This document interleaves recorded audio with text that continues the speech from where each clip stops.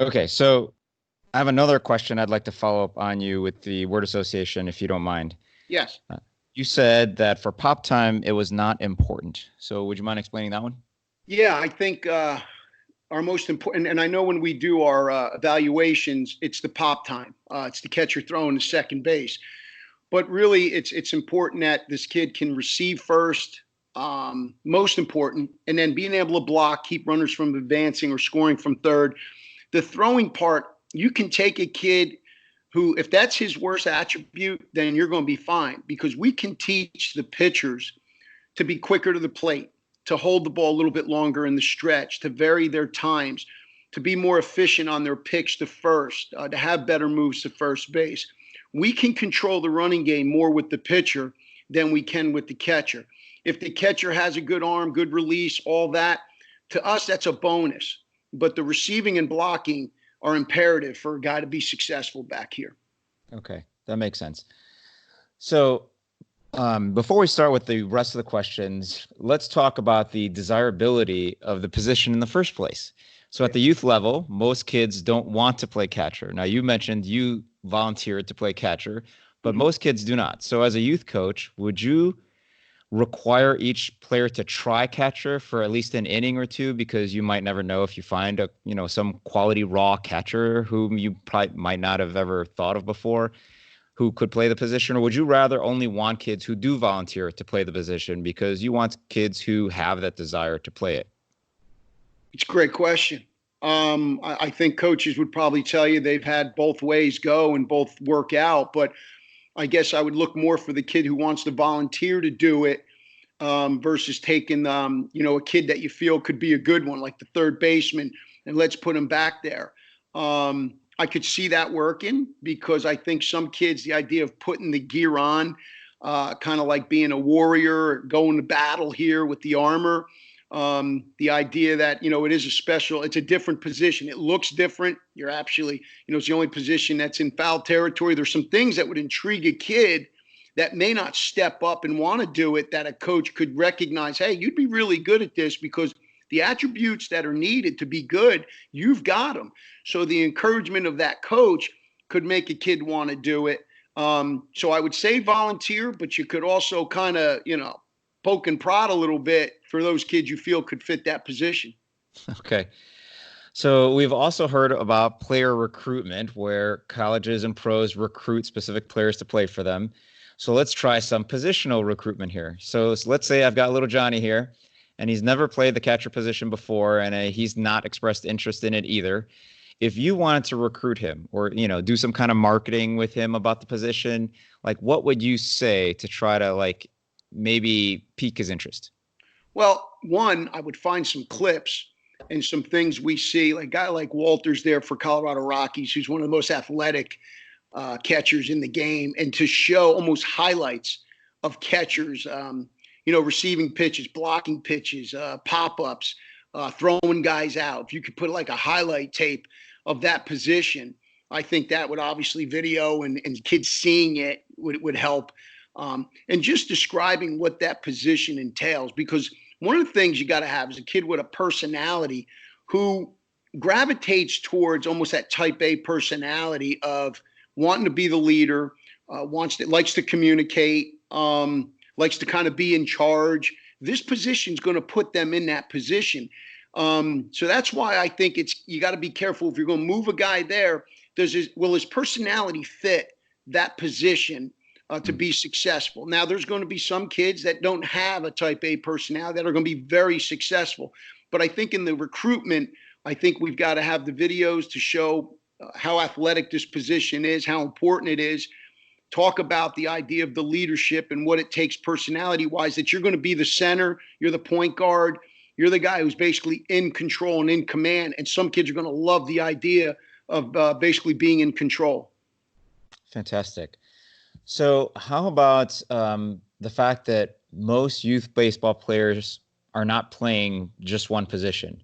Yeah. So, how should youth coaches plan their practices so that they can work with their catchers because they don't have skill specific practice time like, say a college or a pro team might have? And so, if a kid wants to practice other position drills, like, infielding drills or outfielding drills or something like that. Like, how should a youth coach plan his practice to allow catcher specific work, but also allow him to participate in other stuff? Yeah, I mean, time is of the essence for these guys. They don't have a lot of time. Probably finding certain areas they can do stuff facility wise. I think it's important that there's time either put before, maybe during, especially you're getting kids throwing bullpens. If you have some pitchers that all got to throw, and then at the end of practice, being more specific skill set for the catching work. We're kind of similar here. We'll either do it before practice or after. We're fortunate to be able to set time in practice. But for the youth coach, I would either have a 10, 15-minute segment before, after, or after. Or if I've got a part in my planning to do it when I have kids that have to throw. And so instead of the volunteer coach going back there to catch, that's where our catchers can get that work in. I think in the whole practice plan, them doing the other positions and how a coach organizes his practice and what he does, you're going to get the skill work needed to be, I think, a good catcher, because playing the infield, outfield, and all the other things that a coach is going to do is going to help a catcher, no question. Okay, fantastic. And I love that idea of, before or after practice, having some dedicated time for those kids, so that the kids who aren't playing catcher, they don't have to worry about that. So that's great. Yeah. Okay. So Tom, first and foremost, for anything that a catcher is going to do starts with a primary stance. So would you mind giving us a breakdown of the primary stance and what the key fundamental parts of that are? Yeah, I think for us, again, we'll talk a little bit about the one knee, but I think really what we're looking for in this stance right now is, let's see if I can lower this a little bit. For us, the whole key is to make sure the feet are staying flat. I'll see a lot of young catchers who are trying to balance themselves with their heel off the ground. We want to get the feet flat. So basically about shoulder width with our toes pointing slightly up the line, we're basically going to sit down on our calves, which forces our toes to go out slightly. Now, some guys, the knees can be standard. Some are going to go more inward like a pyramid, and some are going to go really out. This isn't bad, but this creates some problems in the receiving. So we try to kind of make sure that the knees are kind of staying kind of right underneath our chest. The key for us is to make sure this elbow isn't getting caught inside, so we have some freedom out here. Always wrapping our thumb, try to put it behind our shoe. If a kid is not strong enough and needs to go two hands, so be it. We, again, try to keep that thumb wrapped behind the glove here. And our target, basically, we can show the palm, but we want to make sure we give low targets and make sure our feet are flat, knees basically underneath our body. This is where you're going to see some tight hip flexors and guys that can't hold this position. You're going to see them trying to balance them themselves on just their toes. That's where I may want to drop one of the knees down. And again, make sure that this elbow stays either on the side or in front of the knee, never inside the knee. So this will help us to allow some clearance and trying to think about keeping our chin out over our toes right here. Great. Now, how about the secondary stance? How would you define the secondary stance and all the key fundamental points for that? Well, for this, we talk to our guys about thinking of yourself as being an infielder fielding a ground ball. So if I was an infielder, my toes and my feet are going to be slightly wider than my shoulders, toes pointing more straight ahead. We try to think about, just like fielding a ground ball, more of a flat back in our rear end, being more even with our knees. Not too high, don't let it sink below, but more even here. And what we tell our guys is you're fielding a ground ball. Now you're going to turn your hands over. And again, make sure that the elbows, we talk guys like you're trying to ride a thoroughbred horse right here, holding on to those reins. But the key is get the elbows from being inside and get them out in front of our knees. And we want to make sure we have like shock absorbers in this area with a wider stance. Great. Now, if for a right-handed thrower, is the left foot supposed to be a little bit in front of the right foot when you're in a secondary stance? Yeah, you can allow a little bit of slight. You'll see some guys here, Rob. You'll see some guys here Right now, it's pretty much straight, which I'm fine with. If we drop the foot back a little bit, we may open the toe up. So right now, I'm square. I'll drop this foot back slightly. But what we got to be careful of are the guys who are worrying about throwing someone out and getting turned too much. Remember, number one, our key is to receive the ball first, block second, throw third. Mm-hmm. Okay. So what drills would you recommend as being most effective in helping to teach how to receive the pitches? And by receiving, I'm not talking about like framing them, just actually just catching the pitches. And so I don't know if you have any drills that involve like, trying to do some kind of batter swinging kind of to simulate a real like visual interference or something like that. Like what would you recommend for youth catchers? I think that's a good point you make about the swinging, because there's the blinking. So I think anytime a batter is in there and you're catching BP like we used to do, you learn to handle the balls as the swing is coming, because it's more functional training. It's what's going to happen in the game. I think for just the receiving part, catching different items. So coaches, besides baseballs, have tennis balls, have wiffle balls, have ping pong balls, have frisbees, anything that is thrown that we have to just catch. And the throws may be somewhere near our body. It may be way up here. We just want to keep training catching, no matter what the object is, no matter where it is. And they can do this simply with partners, tossing balls, catching it bare hand at first. That's why the tennis ball and the wiffle ball would be effective, or even ping pong balls, or even using frisbees that we have to catch, where they're tossing it back and forth to each other and varying the distances.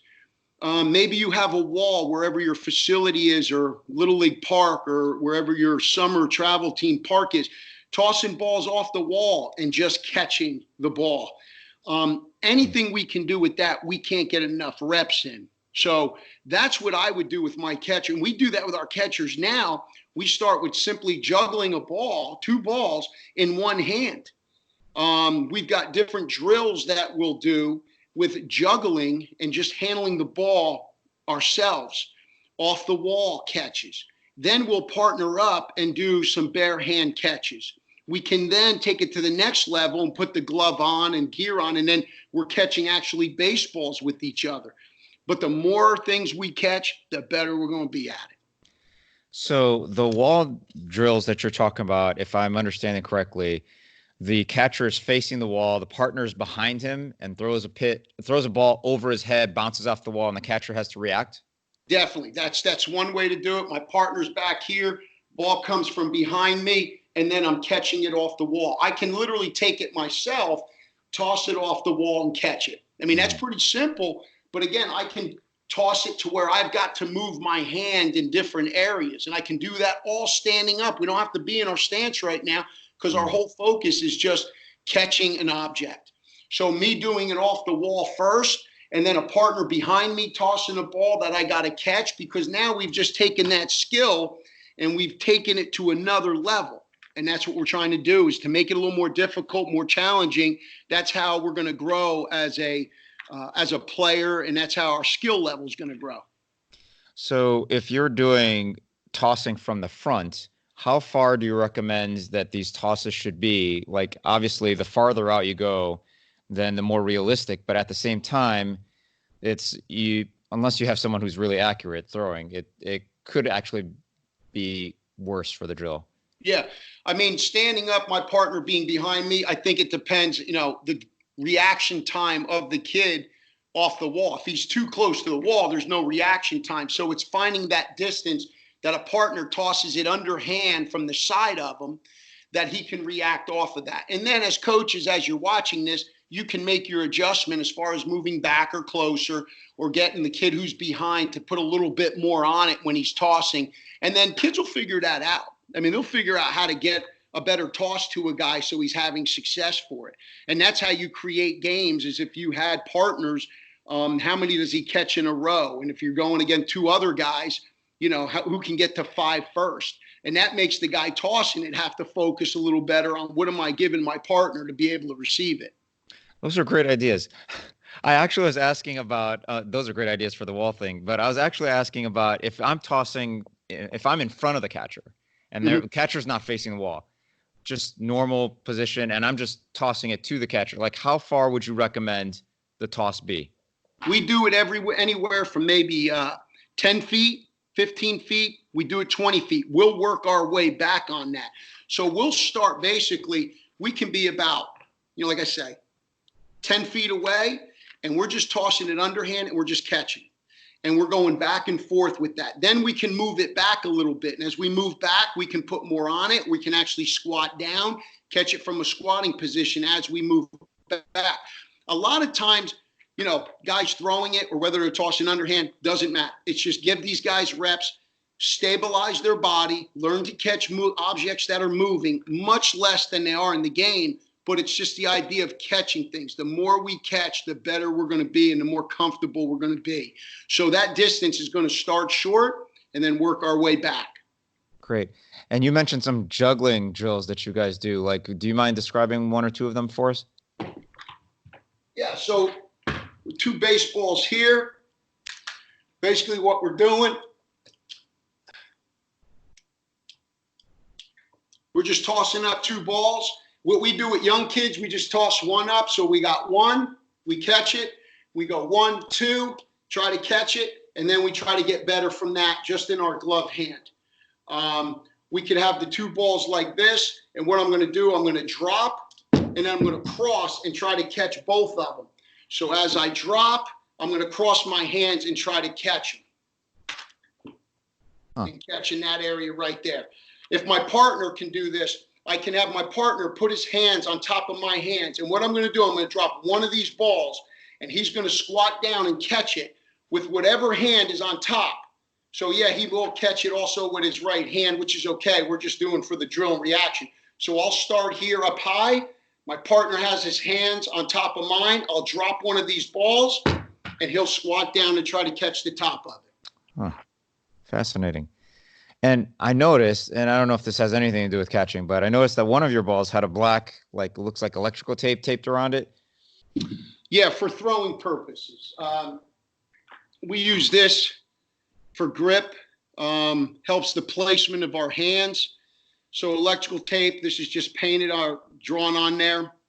Fingers on the side. We like the thumb to be directly underneath. We can do throwing drills where we're getting to see the spin of the ball. So it's not coming out all wobbly, because you'll see a lot of kids are too wide. You'll see the thumb on the side, which will create some shaking like this a little bit. So it'll help as far as where we want our finger placement and how we want to get the spin going with the baseball. Excellent. Good little tangent there. I noticed also that when you were discussing the primary stance, you said hand in a fist, put it by your shoe. I love that. Now, what I see a lot is that young catchers will have been taught to put that arm behind their back. And I'm not like that. And I'm not a fan of that, but I'm not sure if I'm correct or not. So what are your thoughts on that? Well, I think you're correct, Rob. This just creates tension. This isn't a natural position for us at all. In fact, our buddies, when we're wrestling, tries to get us like this. Right. Say uncle. So I want to avoid this. Just letting it relax behind the shoe, nice and relaxed, is all we're looking to do with this here. We just want it to sit there. Now, you've seen some guys, in the bigs will kind of set it right in here.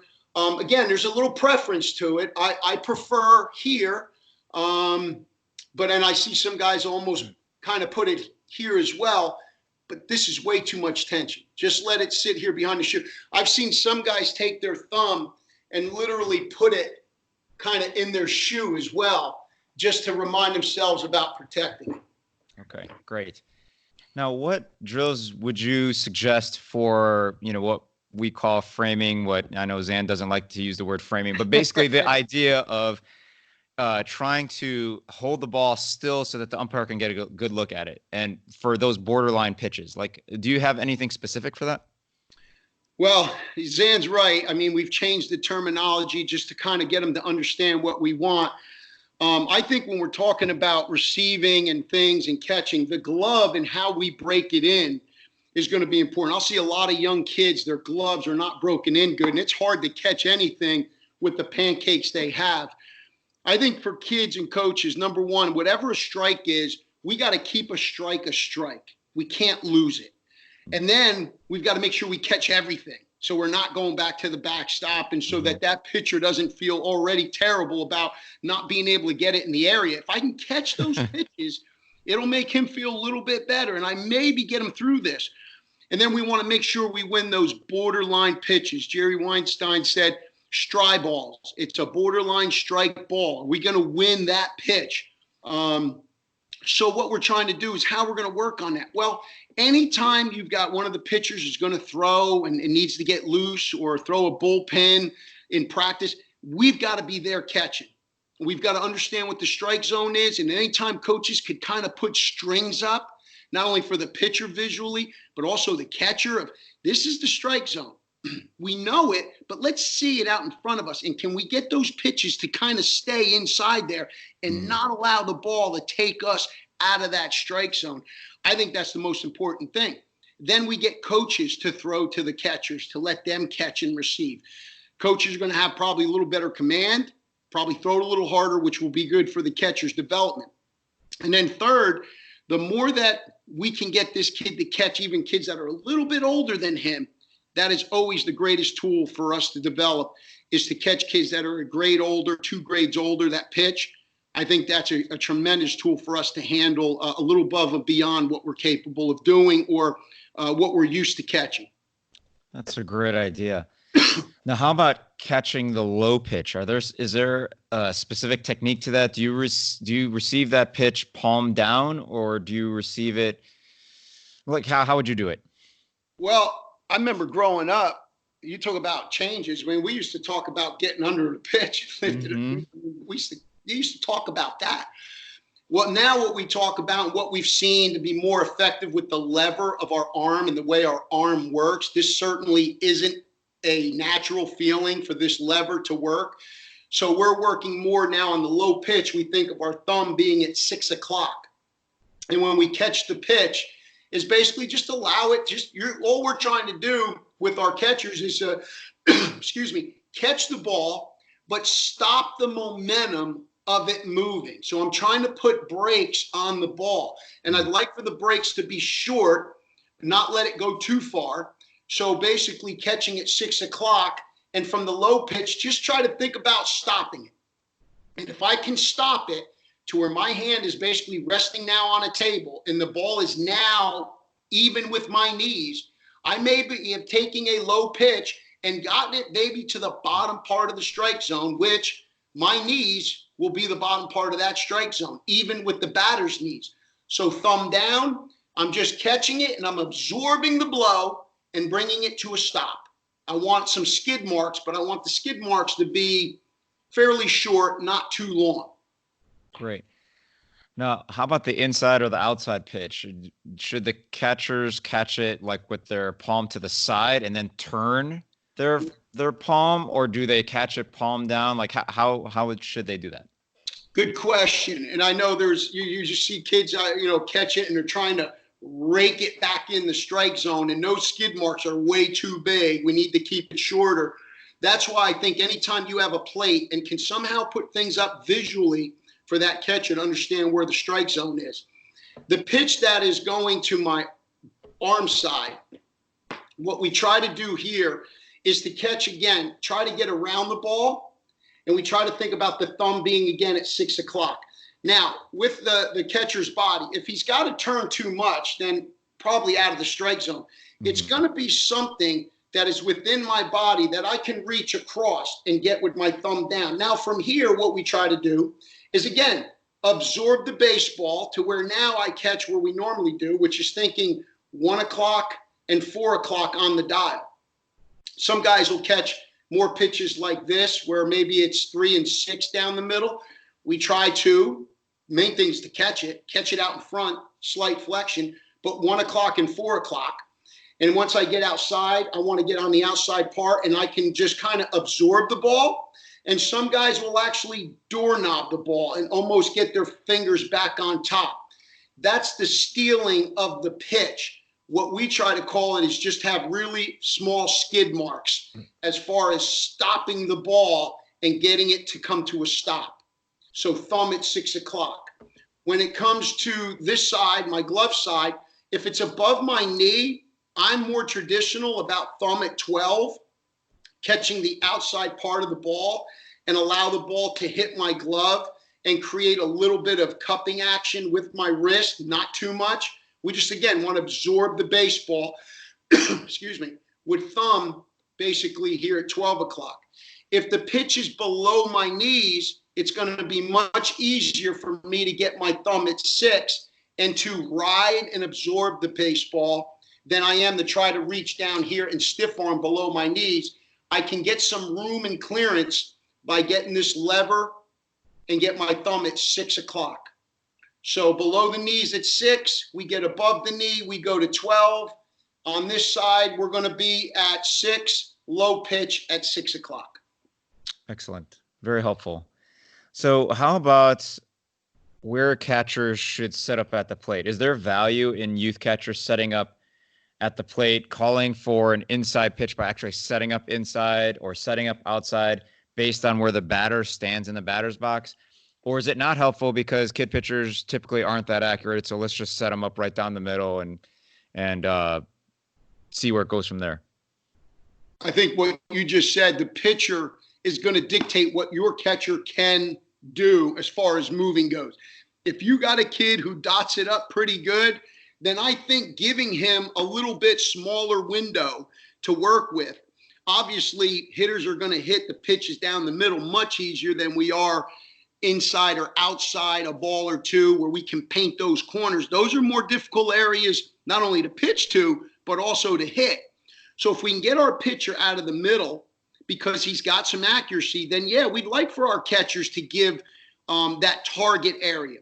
But I think more importantly, it's also important to just make sure that we open up some windows or think about, can this guy see the pitch? How far back am I? Am I moving the umpire back farther? So the low pitch that, basically gravity is taking over, and it might have crossed, good pitch, because I'm so far back, I'm catching it on the ground, and that umpire is farther back. Where we're setting up, we've got to get as close as we can, understanding some kids are going to be longer with their swing. I think that's where coaches have to early on help their catchers decide where to go with each batter. But the closer we can be, the closer we move that umpire, the closer we stop trajectory and stop gravity from taking over the pitch, that I can stop it closer to the strike zone. If I can move left and right and help that pitcher navigate these holes in these hitters' swing, that's great.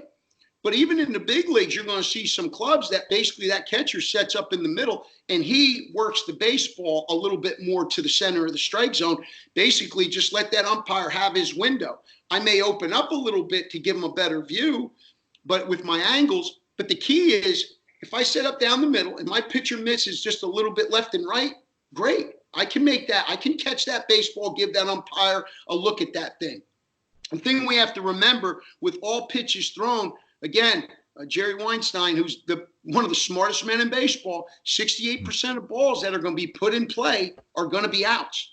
And that probably goes for all levels, to be quite honest with you, if they're going to even put the ball in play in certain levels. So the more we pitch strikes, the more play that's going to happen, the better things are going to happen, and the more the kids are going to enjoy the game and the people watching it. Mm-hmm. So let me ask you a philosophical question, Tom. When in practices, we know we should be practicing the things that are most likely to occur in a game. So what happens for catchers more often in a game is receiving more so than blocking. But at the same time, blocking, the consequences for bad blocking are that the runner advances. So there's more consequence when bad blocking happens as opposed to bad receiving. So like how much would you emphasize in practice blocking versus receiving? Great point. We are equal with those, to be honest with you. The same amount of drills that we'll do for receiving. If I have 3 different drills, I'm going to do receiving. I'm going to do 3 different drills for blocking versus, say, 3 receiving, 1 block. You're right. On the major league level, the blocking and throwing and the runs it saves is very small. Receiving, obviously, is bigger. Mm-hmm. But in the youth level, high school, college, blocking and receiving, there's more emphasis with teams reading balls in dirt.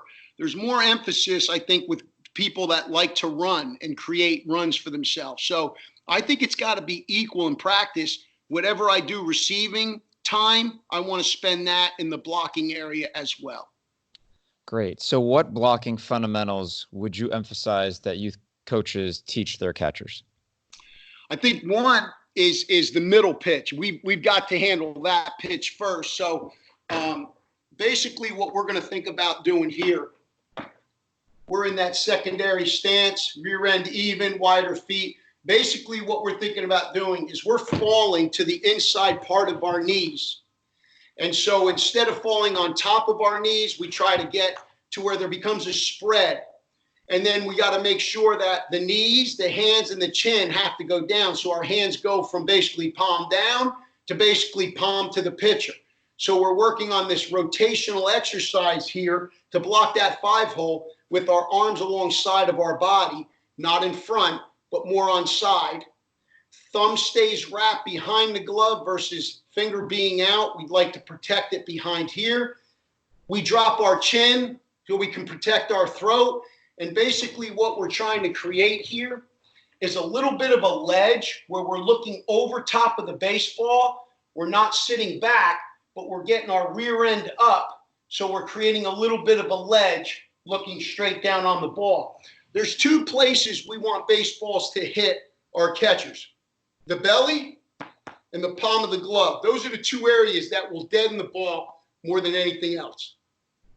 So what 1 or 2 drills do you recommend for doing this? Are you just having the catcher set up and then you're just throwing balls in the dirt, or is there something more specific that you do with them?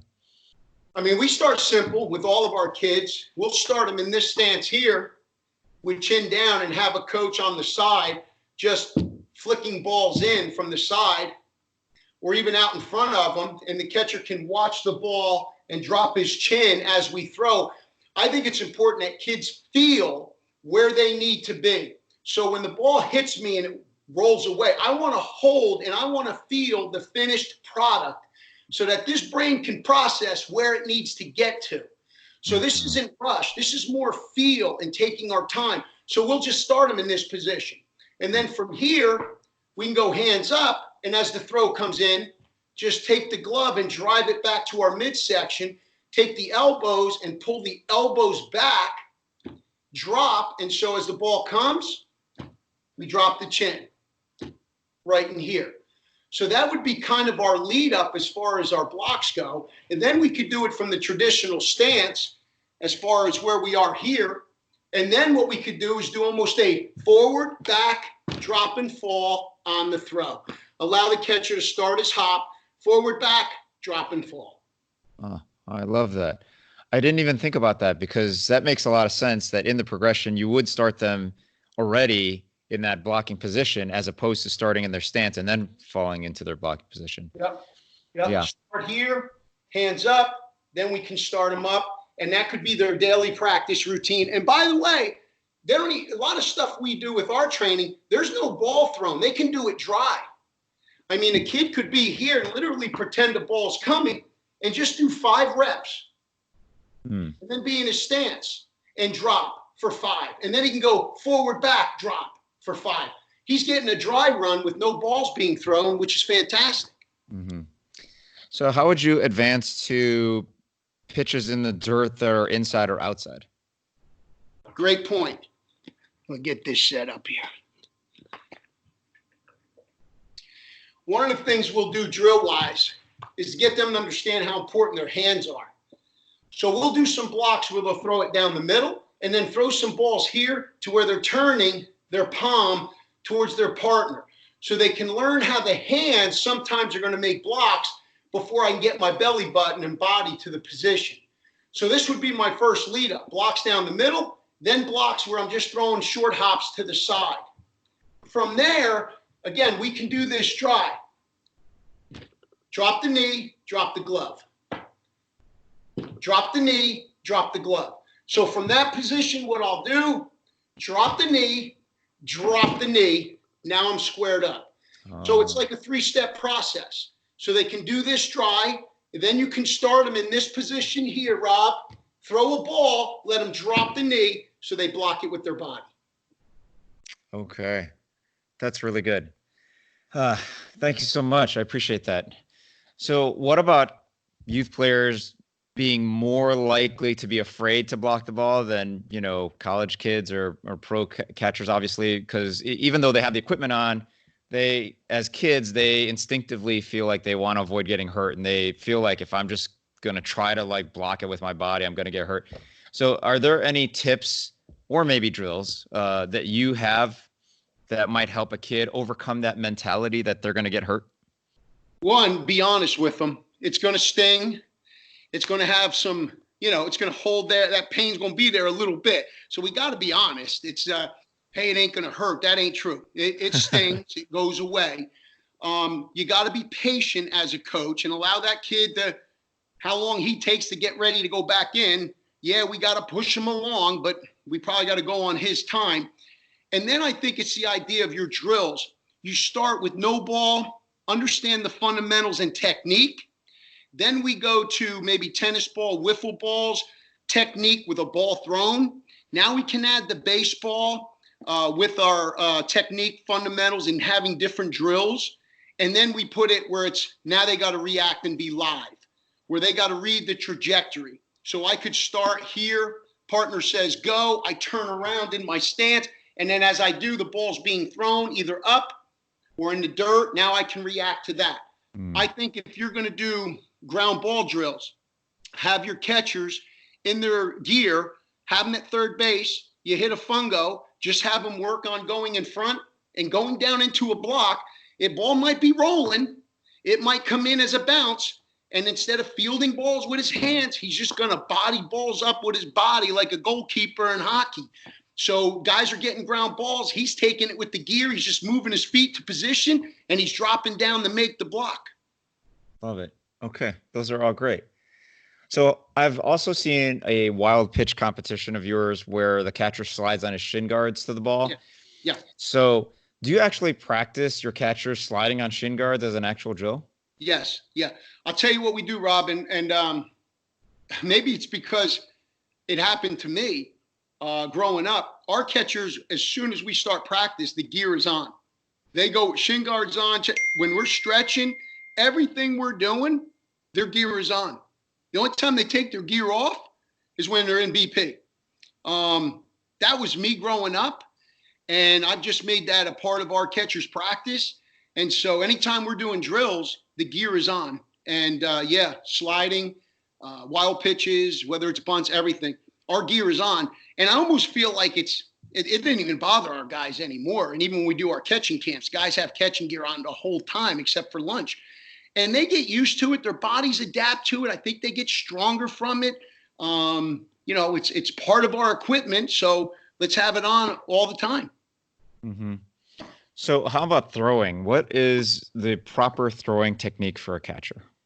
Good question. Everything starts with the feet and everything being synced up, linked up. So the footwork, working with the upper body in the turning action, it all has to line up for everything to kind of come out good. But number one, we catch the ball first. Number two is we're going to feed the hand and get them connected. Once we get connected, we're thinking about elbowing someone and getting our elbow to take the baseball out. So we almost think thumbs down as we're taking the baseball out to get into that, what we were going to call the short arc. So we're not long arc, we're shorter arc. We try to keep everything just even with the armpit. So everything we catch, we make sure we get everything as if we're going to elbow someone and get that baseball just even with that armpit area. If we can get our catchers into this position here, I think the most important thing is when that foot lands, we almost want to make sure that the head is staying right centered in our feet. So when we give catchers balls to go and we do our footwork to throw, the head needs to be in the middle of our feet. When they're landing, if they're too far out front or too far behind, we've got a balance issue. Mm-hmm. So we do a ton of work to where when guys catch baseballs, they stick this landing and understand how to be balanced. We like to think about the hands being somewhat equal. Now, I know some guys are going to throw with the hand out front here. We just talk about try to be equal distance, baseball glove to head. If we can work on that, fine.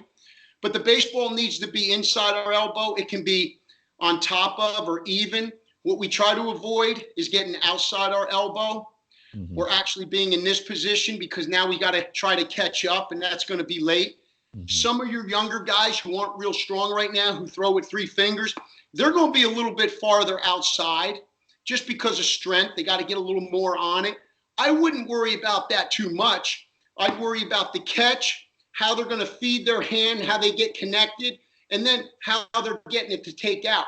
If it happens to get back here a little too far, you'll have to do some drills to kind of think about how to throw more with the hand being even with the elbow, or even if it's slightly inside, because when they go to throw, it's actually going to get outside the elbow anyway. It's not going to stay in there, but we're a lot stronger throwing in here than we are with the baseball way out here to throw.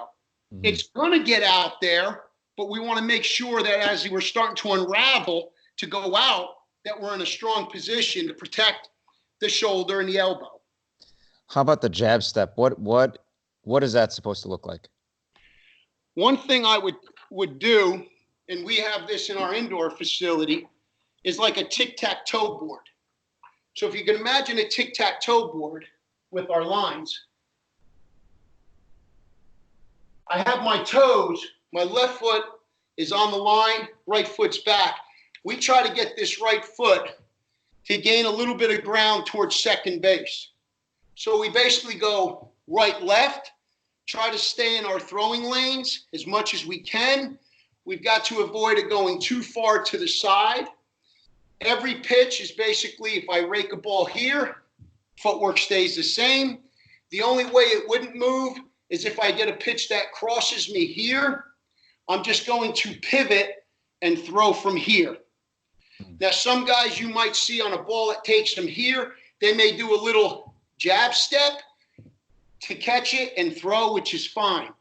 I've also seen, Rob, some effectiveness for younger kids that as they're catching the ball, they take a little jab step with the left foot and then go right, left. I've seen some guys create some great momentum for themselves, and I don't think that's a bad idea for younger guys. Okay. What about calling pitches? Like you said, you prefer catchers calling the game themselves. Yeah. So if there is a specific situation in a specific at bat that you wanted to relay to the catcher, you have to call this pitch. What would be your system to do that? We don't do it. we don't do it. I grew up in the 70s, youth baseball, high school ball, early 80s, late 80s with college baseball. No one called our pitches. I mean, in Little League, no one called our pitches. We called everything. And the game seemed to flow, and we had guys throw really good games. So we've never done it. Early on, we had the coaches calling stuff. We'd have a hot sign. My hat might be the hot sign. And then if I touch the hat, it's how many touches that I go to before I come back to my hat. So if I wanted a fastball, I could start in here, one touch, I hit my hat so it closed it, and I go on with other pitches. I could close it by going, there's a fastball, I closed it. So I could have different closing and opening. But I'll tell you, Rob, I believe we got to let the guys call the game. We got to teach them. We got to teach them what to do. I think in pitch calling, it's important that we know the strength of the pitcher, what's his best thing, because that's what we have to go with. Then what's the hitter got? Where's the hole? What can the hitter hit pitches away? Is he really good hitting in? Can he not hit any off-speed pitches? Where is his hole? Where's his deficiency? And then the situation of the game is going to dictate what I do. And then the umpire is going to dictate what I do. If he's giving me pitches outside 2-3 inches, let's go. We're going to stay out here. So teaching the catchers what to look for and percentages of why we're calling certain things, let's teach them and then let them go play. Let them go do it. So you don't have catchers call, you don't call pitchers for the catchers. Do you call back picks for catchers? No, they do it on their own. And okay. we are wide open with that. We want them throwing as much as possible. If they have a window there, or that first baseman feels like there's a window, or the third baseman, we're throwing it around. And our guys know, and even in high school, our guys knew runner on third, and we threw it into left field. I'm sitting there like, hey, that's all right. No way. Good idea. They never hear me chastising for being aggressive and trying to throw behind a runner, and it doesn't work. Because more times than not, we've had success, and everyone's like, oh, why'd we do? Oh, great job. That boy. You're like, yeah, because he was successful. If he wasn't successful, you'd be like, we don't buy into that. Right. So you got to roll the dice. You got to let them play the game, and you got to take the good with the bad. That's a really good point. I think that too many coaches are focused on the result and not on the mental process that got them to make those decisions. So you realize, really Bob, that if we were just playing outside, we were just playing a pickup game, no coaches, and there's a guy behind the dish who's just catching balls, throwing them back, and all of a sudden he's like, man, I can get that guy. I know I can, We would be more apt if we were just playing the game ourselves of making those chances and errors. You know what would happen? Your buddy would be like, why are you throwing that ball? Don't throw it there. Well, we learn what we can or can't do through our partner's reaction. But just playing the game, they're going to learn what they can or can't do, because I think today's catchers are so much better than they were in the past. We have so many things available, this podcast and all the information. They're better athletically. The training is better. But one thing I've seen that has not been better are the instincts for the catchers. They were better 30 years ago when I started coaching than they are now. We have to teach instincts. We have to teach the thought process, thinking ahead before it happens. And actually, I knew that was going to happen because I played that. We're not seeing that being better. We're not seeing the communication from these guys in leading their teammates. That hasn't gotten better. The other areas, no question, we're in a great part of time when it comes to baseball and what coaches are doing and what's available to these kids. But those two areas, I think there's a deficiency. And part of the deficiency also with the instincts, these guys aren't watching the game like we used to. They've got more things going on in their world. At one time, boy, you opened up the newspaper and had box scores, and you read box scores, and you knew basically how that game went by looking at a box score. You could play that game in your head by seeing who had the error, the double plays, who had the RBIs, the run scored, innings pitched. We could look at a box score and watch a game in our own head. And then anytime we could watch a game, we were doing it. Yeah, those are all excellent points. And I think instinctiveness is something that we should instill in all our players, but 100%. Definitely our catchers. Yes. So 2 more questions for you, Tom. I appreciate your time. I've spoken to coaches who think a catcher should never throw down to third base in front of the batter. Now, I've always felt that if you think that way, you kind of limit yourself. And I've actually seen video of a throwing competition of yours where the catcher has thrown down to third base in front of the batter. So when are some situations where a catcher would be better throwing in front of the batter down the third base instead of throwing behind the batter? With all of our youth catchers in camps, we always talk and work behind. It's much simpler for them. It doesn't take as much arm strength as it does to work in front. As we get older and the strength of the catcher and the ability to move and throw from a different arm angle, which it takes sometimes, then we'll introduce the fact that if we're set up more on the outer part of the plate, we're going to be able to throw out in front much quicker. It's going to be a little bit more of elbow to fingertip flip throw, a little snap throw. We're not actually to get a lot of body into it. That's why the development of the catcher and his arm strength to be able to do those throws will dictate whether we can throw out in front. But I've seen some really good young catchers, especially on picks to third, where you use that batter as almost a shield to basically, when you're catching the ball, bang, we're snap throwing, and it's almost coming from in front of that hitter that runner doesn't recognize right away. It's the element of surprise. It's almost like that big quick attack that we're doing. So the catcher's arm will dictate if we can go out in front and do that throw. Okay, great. So we've discussed a lot of things. Is there anything else that you think coaches should know that we haven't covered? And I know there's a lot, like one or two things that you would like to let coaches know before we end the interview. Well, listen, first, Rob, I appreciate this opportunity. I've worked up a lather. I'm excited. I've got some thoughts going on still. Hopefully, I've been able to give you something and guys something they can take from it. One, if I would train catchers, make sure we're training their legs. They don't need to do a lot of weight training. Literally just getting in their stance, signal stance, secondary stance, and primary stance while they're watching TV. So a commercial comes on, get in the signal stance. Next commercial, get in your primary stance. Next commercial, get in your secondary stance. Body weight, just being in our squat, is going to develop the legs more than anything else.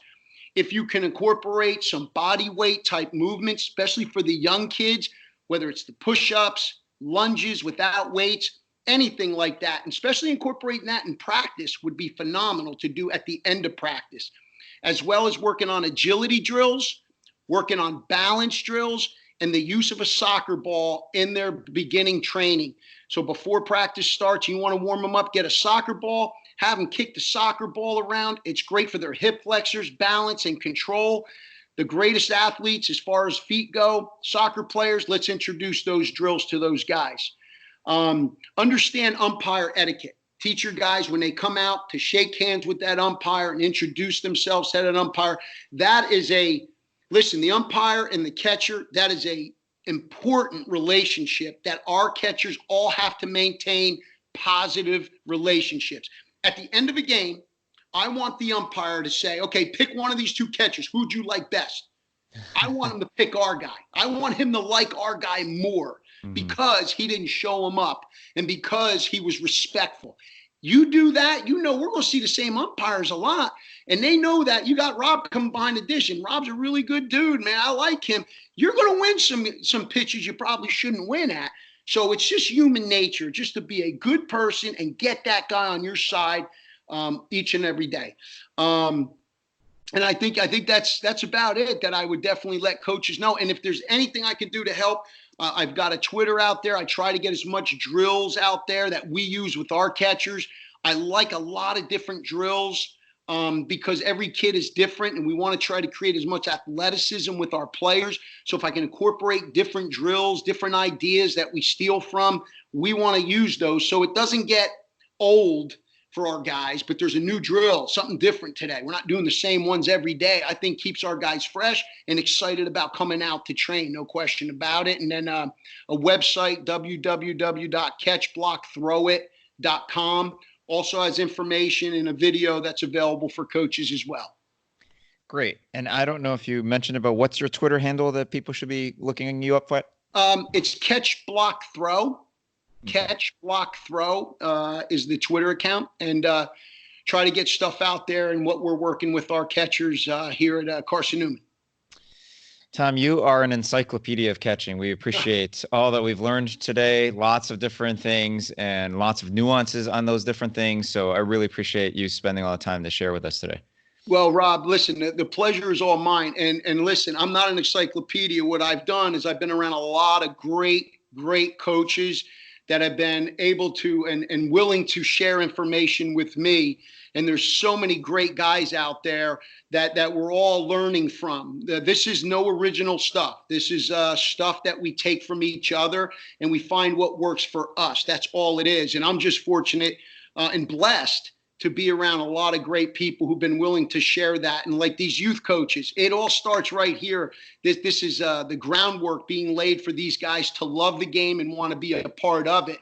And our popularity is growing in this sport. And that's because of our youth coaches doing the job they're doing. And because of podcasts like this that are giving us information on how we can use this in working with today's kids. So thank you for what you do.